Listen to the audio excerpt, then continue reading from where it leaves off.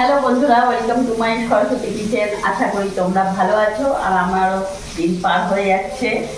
আজ আমার হাজব্যান্ড নিয়ে এসেছে রিয়াজি মটন। আজ আমি এই রিয়াজি মটন কারি বানাবো। তো তার জন্য এখানে আমি আলু নিয়েছি। আলুটা আমি ভাজতে অলরেডি চালু করে দিয়েছি। আলুটা আমি এখানে লাল লাল করে ভেজে নেবো।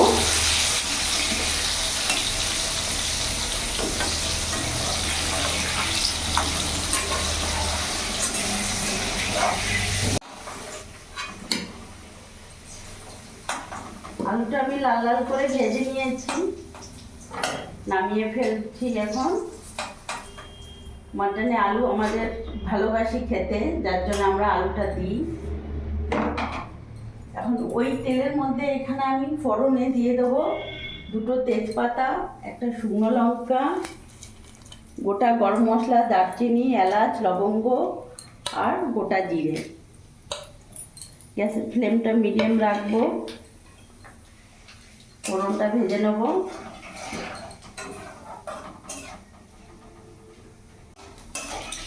ফোড়নটা ভাজা হয়ে গেছে, এখানে আমি পেঁয়াজ কুচি দিয়ে দেবো।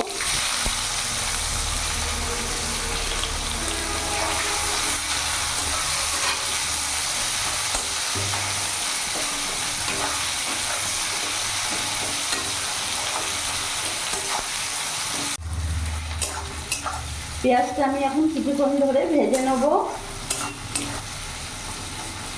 বন্ধুরা, আমাদের এখানে কয়েকদিন ধরেই নেটের কানেকশান ছিল না, নেট অফ ছিল। কিছু ঘটনা ঘটার জন্যে একদম ইন্টারনেট পুরো অফ করে দিয়েছিল, যার জন্যে আমি ভিডিও পোস্ট করতে পারিনি। তোমরা হয়তো আমার ভিডিও দেখতে পাওনি। অনেকে আমাকে কমেন্টে লিখেছো কোথায় ছিলে, কোনো খোঁজ খবর নেই। কিন্তু আমি অনেককে বলেছি যে আমি ছিলাম না। তারপরে আমাদের এখানে ইন্টারনেটের কানেকশানও ছিল না, যার জন্য ভিডিও পোস্ট করতে পারিনি। তোমরা কিছু মনে করো না, রাগ করো না আমার ওপর। আবার ইন্টারনেট চালু হয়ে গেছে, যার জন্য আমি কাল থেকে আবার ভিডিও পোস্ট করছি। এখন কোনো অসুবিধে নেই, সব ঠিকঠাকই আছে।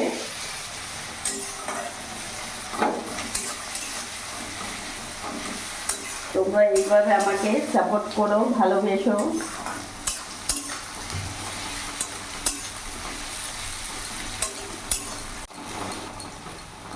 দেখতে পাচ্ছ পেঁয়াজ আমার বাদামি কালার হয়ে গেছে, খুব সুন্দর ভাজা হয়ে গেছে। এরই মধ্যে এখানে আমি মশলা দিয়ে দেবো। এখানে আমি পেঁয়াজ, আদা, রসুন, লঙ্কা পেস্ট আছে,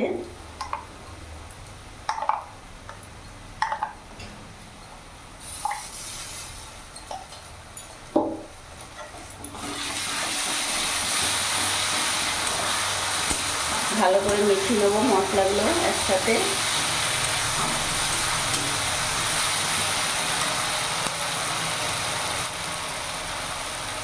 এরই মধ্যে এক এক করে আমি সব উপকরণ মশলা দিয়ে দেবো। লবণ দিয়ে দিলাম,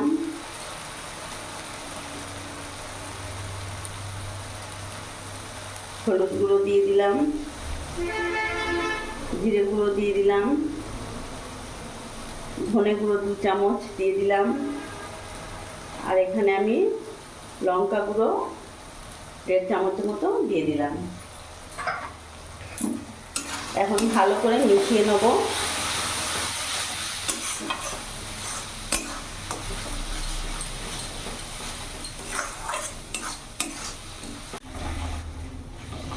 আমি সব মশলা উপকরণ একসাথে মিশিয়ে নিয়েছি, খুব সুন্দর একটা কালার এসছে, দেখতে পাচ্ছ।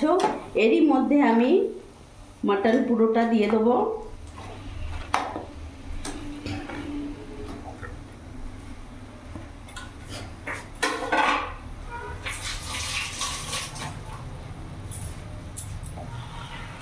ভালো করে মিশিয়ে নেব মশলার সাথে।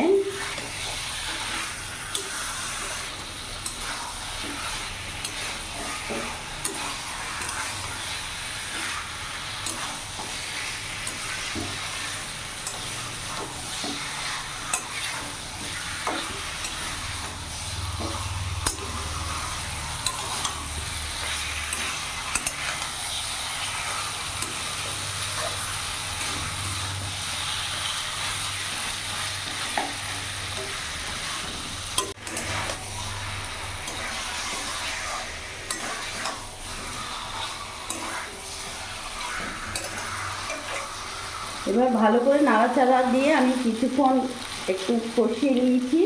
এবার আমি সিম আঁচ করে ঢাকা দিয়ে রেখে দেবো।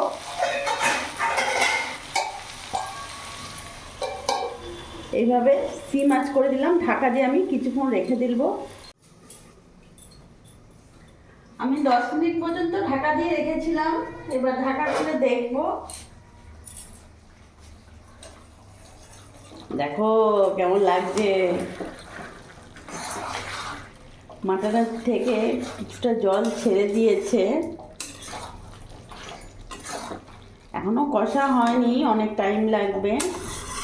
গ্যাসের ফ্লেমটা একটু বাড়িয়ে দেবো। আমি সিম আঁচ করে রেখেছিলাম।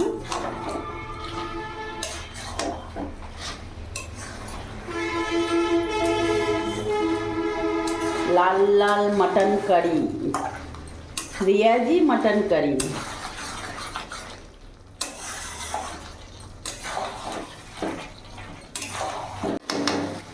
আবার আমি কিছুক্ষণের জন্য আবার ঢাকা দিয়ে রেখে দেবো। গ্যাসের ফ্লেমটা কমিয়ে দেব। আমি এবার ঢাকা খুলে দেখব।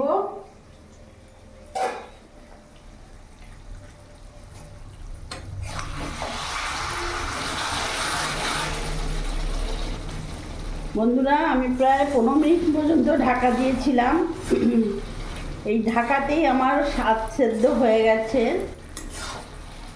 খুব সুন্দর একটা গন্ধ বেরিয়েছে মাটনের, তোমাদের কাছে বলার নেই, এতটাই ভালো গন্ধ বেরিয়েছে। এবার ভেজে রাখা আলুগুলো আমি দিয়ে দেবো। গ্যাসের ফ্লেমটা একটু বাড়িয়ে দেবো। যেহেতু আমার সিম আঁচ করে, আমি এতক্ষণ ধরে সিম আঁচ করে ঢাকা দিয়ে রেখেছিলাম।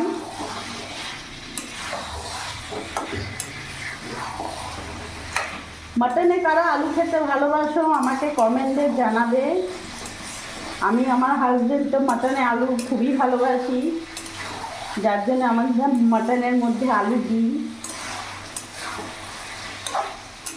এইভাবে কিছুক্ষণ নাড়াচাড়া করে আরও কিছুক্ষণ আমি 5-10 মিনিট কষিয়ে নেব। তারপরে আমি এতে জল দেবো।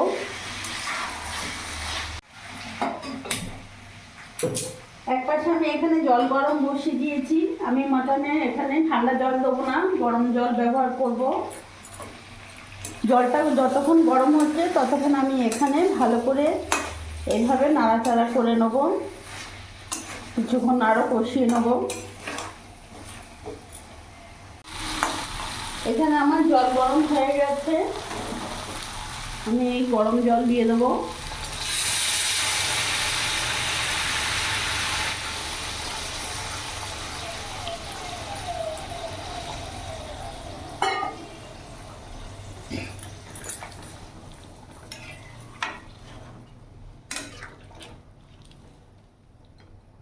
আমি কুকারে করব না, কড়াইতেই করছি, তার জন্য জলের পরিমাণটা একটু বেশি দিলাম।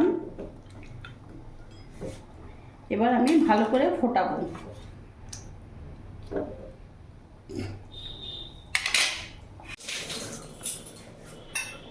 ধনেপাতা ধুয়ে নিলাম। এবার ঢাকাটা খুলে দেখব। 15 মিনিট পর্যন্ত ঢাকা দিয়ে রেখেছিলাম।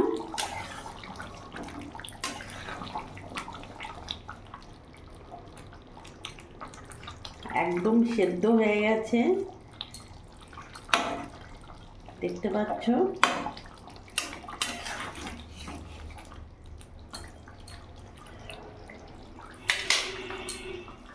যেহেতু আমি এখানে গরম মশলা ফোড়ন দিয়েছিলাম, তার জন্য আর আমি গরম মশলা দেবো না। এর ওপর থেকে আমি ধনেপাতা কুচি দিয়ে দেবো।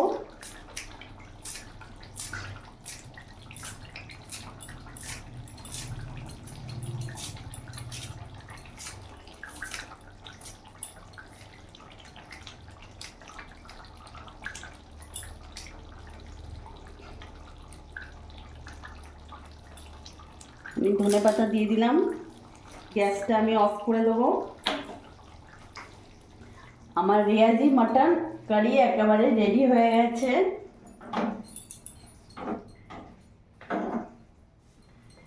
তো বন্ধুরা, দেখতে পাচ্ছ কি সুন্দর কালার এসছে, লাল লাল একেবারে।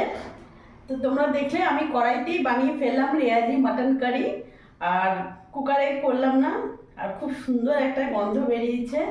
তো আমি কিভাবে বানালাম তোমাদেরকে অবশ্যই তোমরা দেখলে। আমার এই ভিডিওটা ভালো লাগলে তোমরা প্লিজ লাইক করো, সাবস্ক্রাইব করো, পাশে থেকো, আর তোমরাও ভালো থেকো।